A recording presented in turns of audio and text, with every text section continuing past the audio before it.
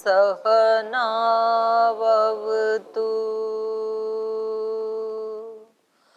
सहनौ भुनक्तु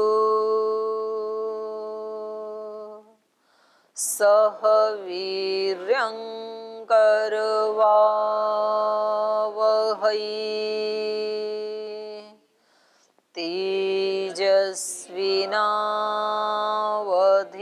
तेजस्विनावधीतमस्तु मा विद्विषावहै। ॐ व्रतानां व्रतपते व्रतं चरिष्यामि तच्छकेयं तन्मे राध्यताम् इदमहमनृतात् सत्यमुपैमि। ॐ शान्ति शान्ति शान्तिः।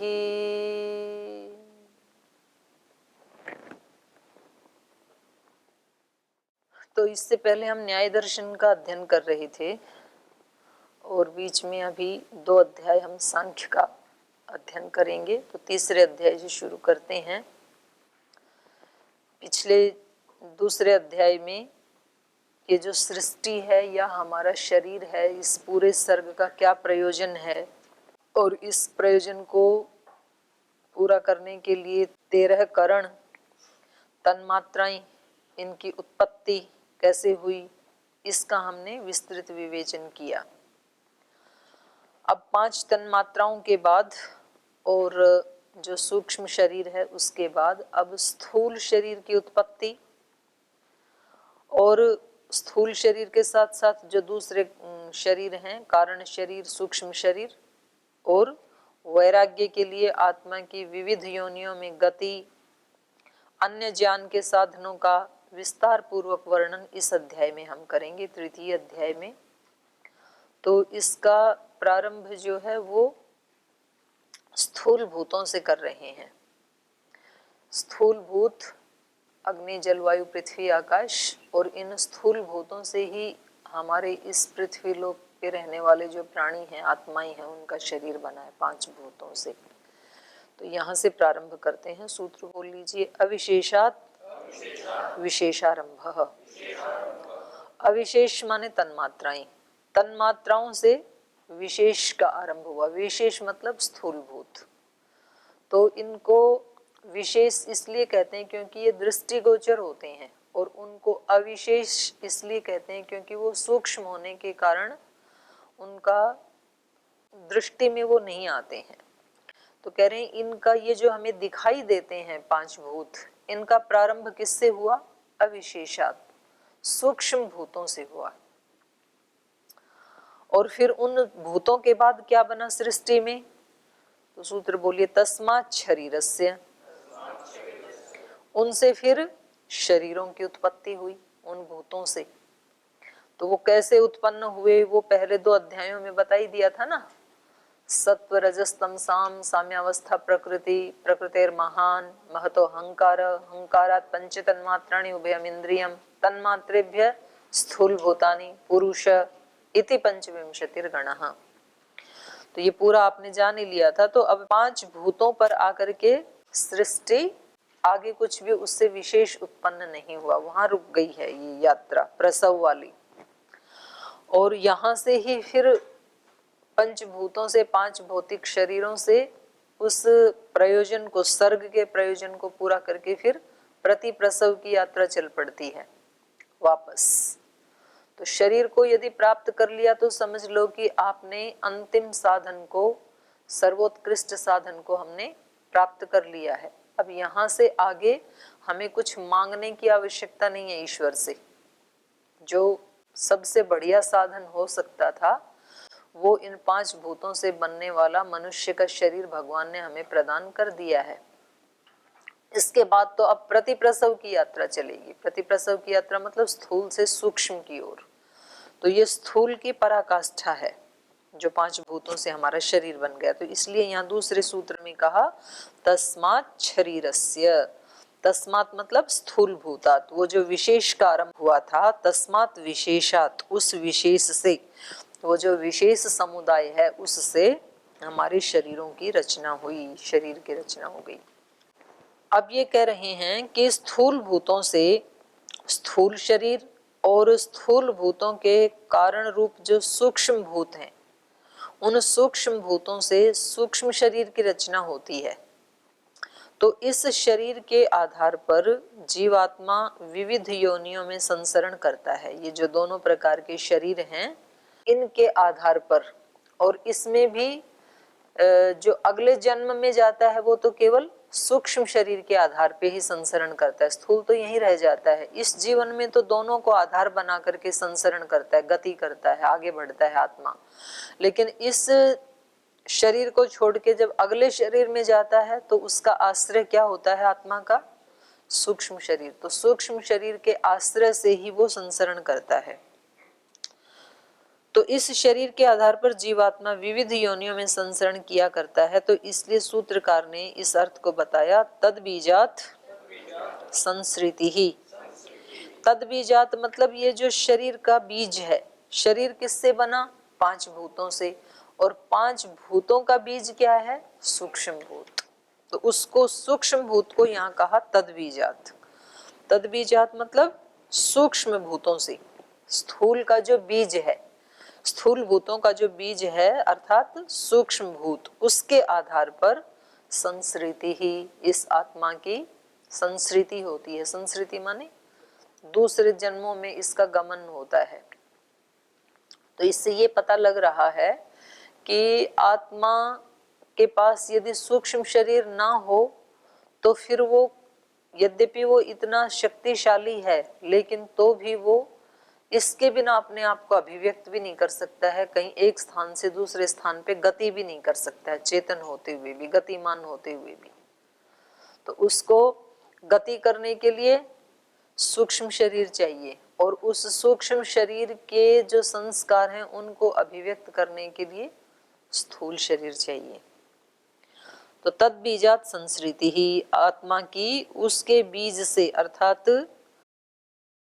सूक्ष्म भूतों से, सूक्ष्म भूतों के आश्रय से इसकी संसृति होती है, आगे गति होती है।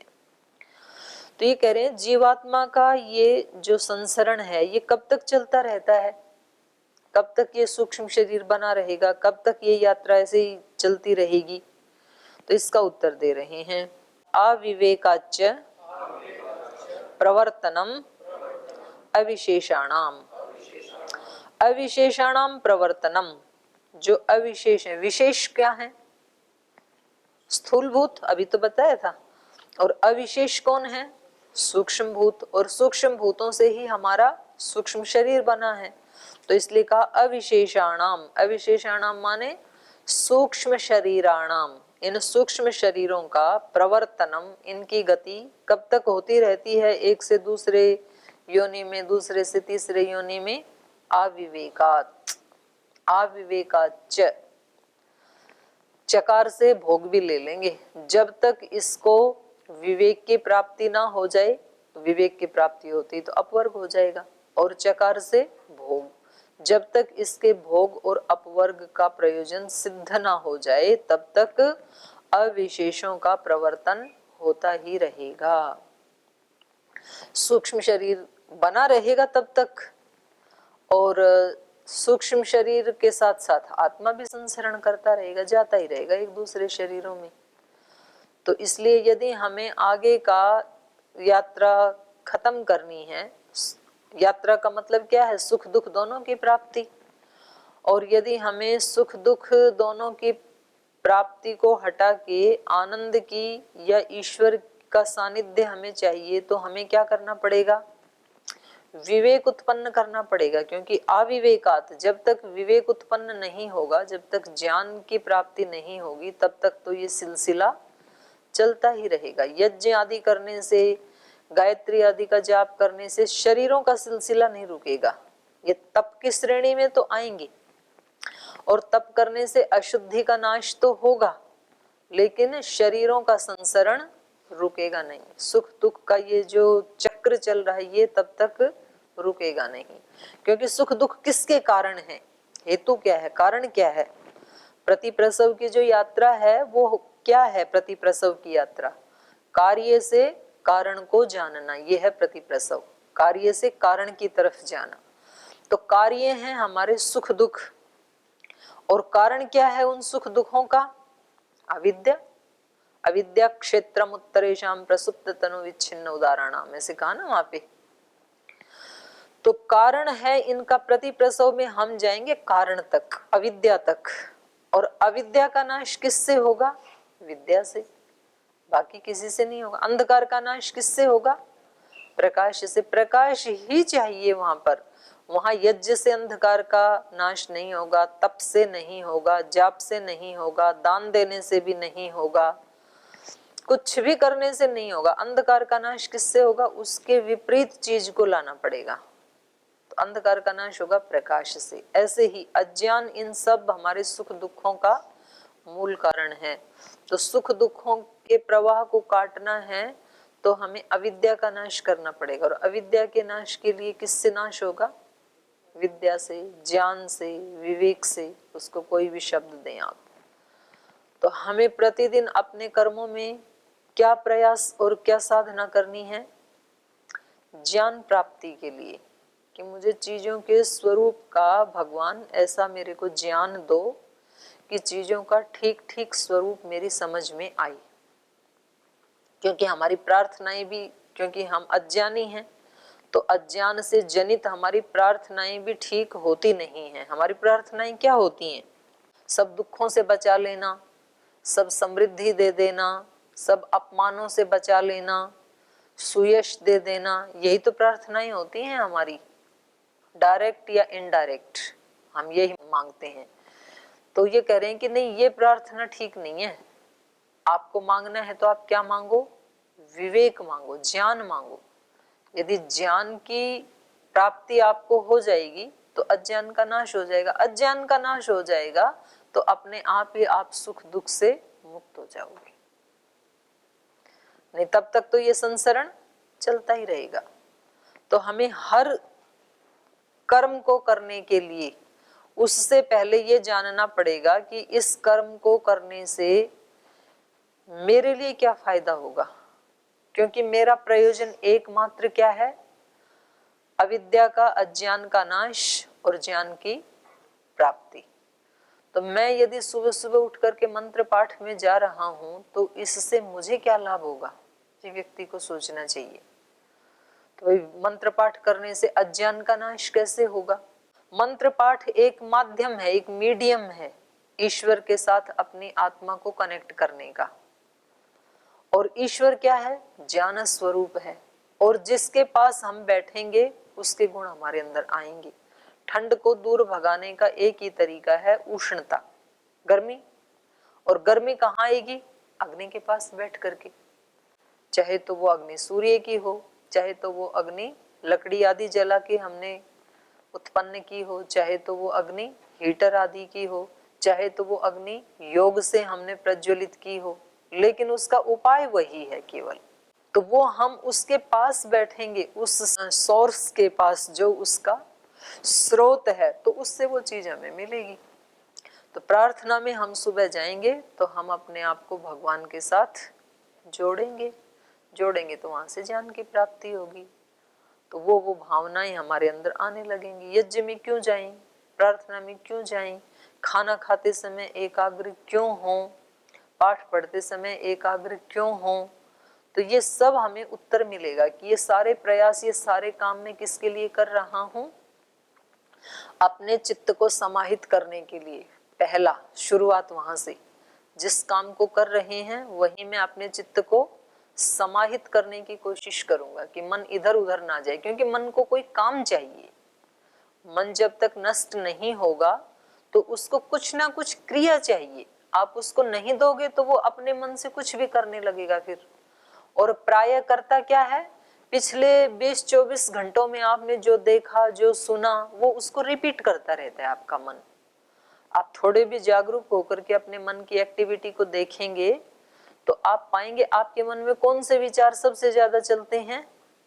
जो पिछले 20 घंटे में जो घटनाएं घटित हुई, आप किसी मित्र से मिले, आप अपने किचन में आपने कुछ खाया, वहां किसी से कोई बातचीत हुई, या क्लास में आपने कुछ सुना, जो आपने लगभग आज के दिन में या कल के दिन में किया, वो विचार ज्यादा आते हैं।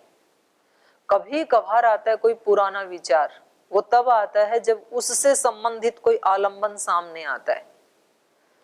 मानो आपको किसी आपके दोस्त ने कोई डायरी गिफ्ट की थी और वो बाई चांस आपने अपनी पुस्तकों को जचाया या अलमारी को खोला, फिर वो डायरी सामने आई, तो उससे संबंधित व्यक्ति की याद आ जाएगी।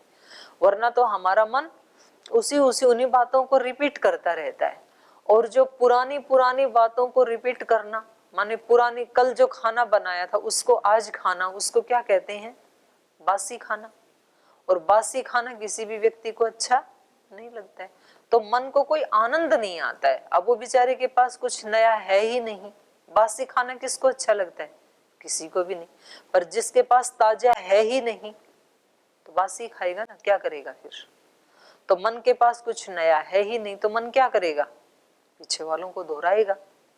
तो हम अपने मन को कहते हैं कि भाई तू पीछे के विचारों को मत दोहराया कर। तो मन पूछता है कि करूं क्या फिर, बताओ, आप कोई काम दो मेरे को। तो मन को बोलना चाहिए भाई जो कर रहा है ना, इसके ऊपर एकाग्र हो जा तू।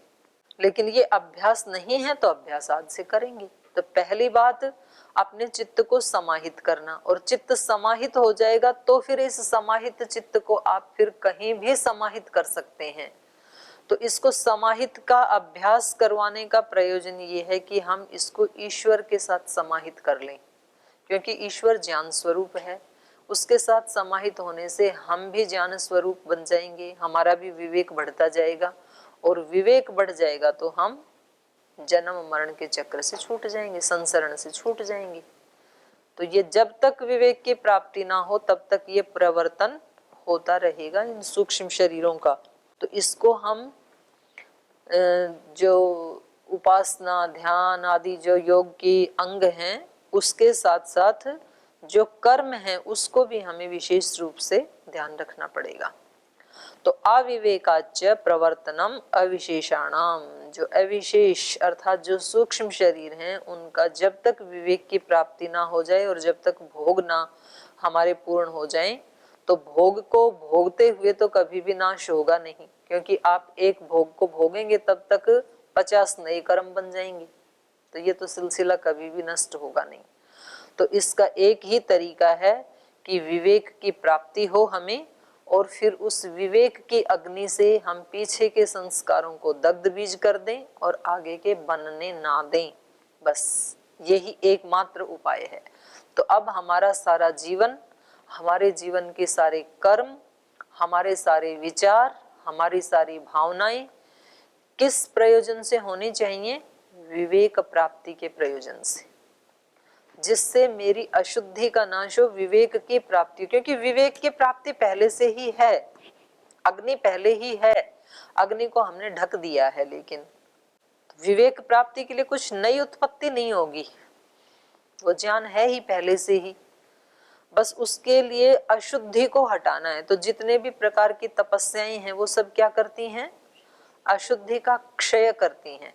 अशुद्धि क्षय ज्ञान दीप्ति, जैसे अशुद्धि का क्षय होगा तो ज्ञान की दीप्ति होती चली जाएगी, और तब तक होती जाएगी जब तक कि अंतिम विवेक की प्राप्ति ना हो। तो इसलिए कहा अविवेकाच्च प्रवर्तनम अविशेषाणाम, और आगे कहा उपभोगाद इतरस्य।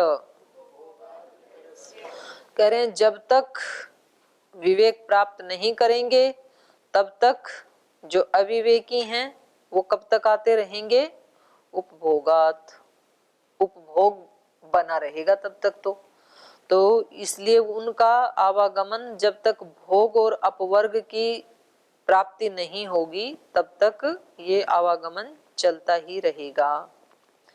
क्योंकि ऊपर इन्होंने पूछा कि ये जो स्थिति है ये तो उन्हीं आत्माओं की कही जा सकती है जिसको सर्ग काल के अंतराल में विवेक हो गया हो, पर जो अविवेकी आत्माएं हैं उनके लिए कब तक चलेगा ये संसरण? तो बोले उपभोगात, जब तक उनका उपभोग बना रहेगा तब तक ये संसरण चलता ही रहेगा। तो सर्ग या संसरण काल में दोनों प्रकार के शरीरों से संबंध रहता है। जब आत्मा इस सर्ग में है माने इस जीवन में है, या संसरण काल एक से दूसरे तीसरे जीवन में जाता रहता है, तो इन दोनों ही स्थितियों में इसका दोनों प्रकार के शरीरों से संबंध रहता है, स्थूल से भी और सूक्ष्म से भी। तो सूक्ष्म से तो एक पल के लिए भी नष्ट होता ही नहीं है, सूक्ष्म तो हमेशा ही संबंध बना हुआ है। स्थूल से जो मृत्यु के क्षण है इतनी देर के लिए स्थूल से संबंध हटता है, फिर दूसरे स्थूल में चला जाता है, तो वो भी अत्यंत लघु काल है। तो कह रहे हैं कि पूरे इस सर्ग काल में या संसरण काल में दोनों ही प्रकार के शरीरों से संबंध बना ही रहता है। तो इस अर्थ का प्रतिपादन कर रहे हैं ये संप्रति परिष्वक्त द्वाभ्याम। कह रहे हैं संप्रति, संप्रति माने अब, इस समय सर्ग काल में या संसरण काल में, द्वाभ्याम परिष्वक्तः, ये आत्मा दोनों ही प्रकार के शरीरों से बंधा हुआ है, आबद्ध है, परिष्वक्त, उनके बंधन के साथ युक्त है, ये बंधन युक्त है, इन दोनों ही शरीरों से बंधा हुआ है। तो ये जो शरीर है स्थूल शरीर या सूक्ष्म शरीर, तो सूक्ष्म शरीर की उत्पत्ति कैसे होती है वो तो दूसरे अध्याय में बता दी थी, और उस सूक्ष्म के साथ साथ ही स्थूलों से भी बंधा रहता है, उसकी उत्पत्ति यहाँ बता रहे हैं।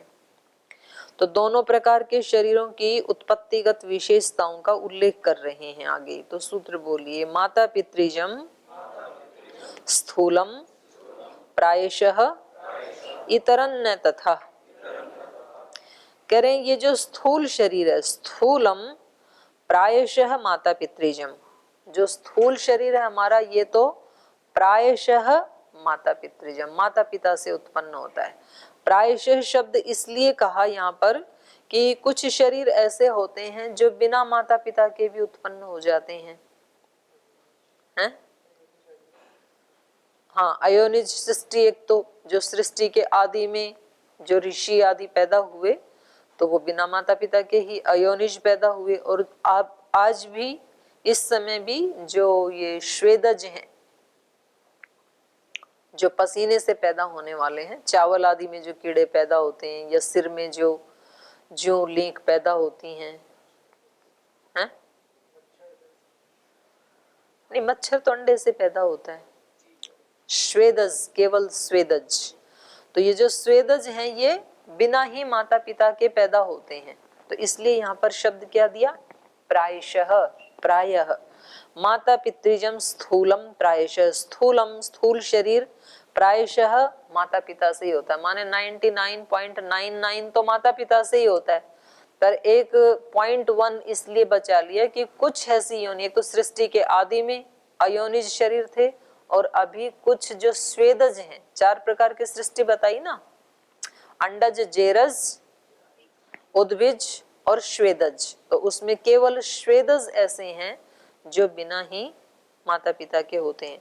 तो स्थूलम प्रायशः माता पितृजम इतरन्न तथा, और जो दूसरा शरीर है सूक्ष्म, वो ऐसा नहीं, वो माता पिता से उत्पन्न नहीं होता है, वो तो सृष्टि के आदि में ईश्वर ने ही उत्पन्न करके हम आत्माओं को दे दिया। बच्चे का स्थूल शरीर तो नया बनता है माँ के गर्भ में, लेकिन सूक्ष्म शरीर जो है, बुद्धि आदि और इंद्रियों की शक्ति आदि, वो नई नहीं निर्मित होती है। गोलक नए निर्मित होते हैं, गोलक तो नए मिलते हैं, लेकिन उनमें जो शक्ति है सूक्ष्म शरीर की वो पुरानी ही है, पता नहीं कहाँ कब से लेके चल रहे हैं, सृष्टि के आदि से लेके चल रहे हैं हम। तो इसलिए कहा इतरन्न तथा, दूसरे शरीर ऐसे नहीं है जो माता पिता से उत्पन्न हो। स्थूलम प्रायशः माता पितृजम, तो ये केवल माता पिता से उत्पन्न होते हैं। तो ये कह रहे हैं कि समस्त सर्ग काल में आत्मा दोनों शरीरों के साथ संबद्ध रहता है। तो आत्मा को सुख दुख आदि का भोग किसी एक शरीर के रहने पर माना जाना चाहिए या दोनों शरीरों के अस्तित्व से माना जाना चाहिए? सुख दुख की अनुभूति स्थूल से होती है या सूक्ष्म से होती है? क्या आपकी अनुभूति है? सुख दुख की अनुभूति आपको जो होती है वो कौन से शरीर से होती है? हाँ? स्थूल शरीर से? ये तो बिल्कुल ही उल्टा कर दिया। सूक्ष्म से तो होती है। अभी हमें सुख दुख की अनुभूति होती है, वो स्थूल से थोड़ी होती है। भाई आपको यहाँ कोई चोट लगे या गरम लगे और दिमाग काम कर नहीं रहा है तो दुख की अनुभूति नहीं होगी ना। तो सूक्ष्म शरीर से ही अनुभूति होती है ना आज भी, सुख की या दुख की। अगर मन काम ना करे, आदमी का दिमाग खराब हो जाए, इधर से डिस्कनेक्ट हो जाए, तो फिर उसके शरीर को कोई चींटी काटे, कुछ भी हो, कुछ नहीं पता लगेगा। या उसके शरीर को आप कितनी भी अच्छी अच्छी वस्तुएं उसके पास लाके रख दो, उसको पता ही नहीं चलेगा। तो आज भी इसकी किससे अनुभूति होती है? सूक्ष्म शरीर से। तो यही पूछ रहे हैं ये कि इस आत्मा को सुख दुख आदि का भोग किसी एक शरीर के रहने पर ही माना जाना चाहिए या दोनों शरीरों के अस्तित्व से? लेकिन हाँ, एक बात है कि सूक्ष्म को भी जो अनुभूति होती है वो स्थूल के आश्रय से होती है। स्थूल के बिना सूक्ष्म शरीर को सुख दुख की अनुभूति नहीं होगी, क्योंकि उस आधार तो होना चाहिए ना कोई। तो यही बताएंगे ये। पूर्वोत्पत्तेः तत्कार्यत्वं भोगादेकस्य नेतरस्य। तत्कार्यत्वम, तो कह रहे हैं ये जो है पूर्वोत्पत्तेः तत्कार्यत्वम। तत्कार्यत्वम मतलब उसका जो कार्यत्व है, उसका जो निर्माण है वो पूर्वोत्पत्ति है। उस पहले उत्पत्ति हो गई थी। कौन से वाले की उत्पत्ति पहले हुई?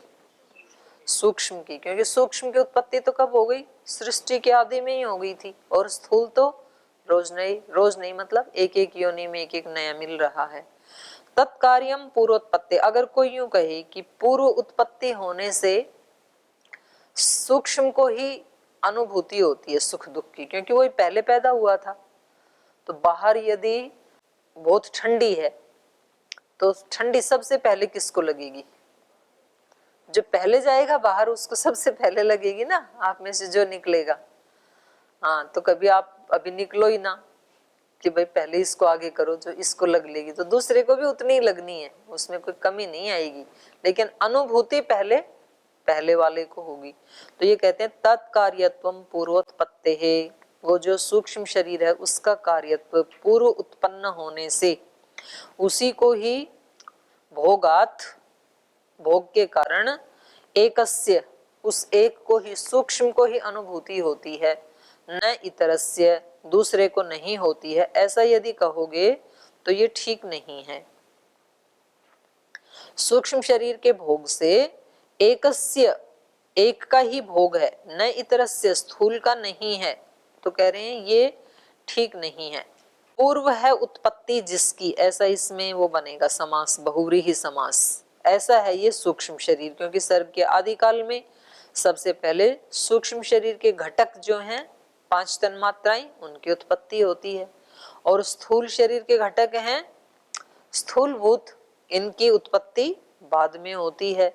तो कह रहे हैं ये ऐसा नहीं है, स्थूल शरीर के अस्तित्व में ही आत्मा को सुख दुख की अनुभूति का होना देखा जाता है।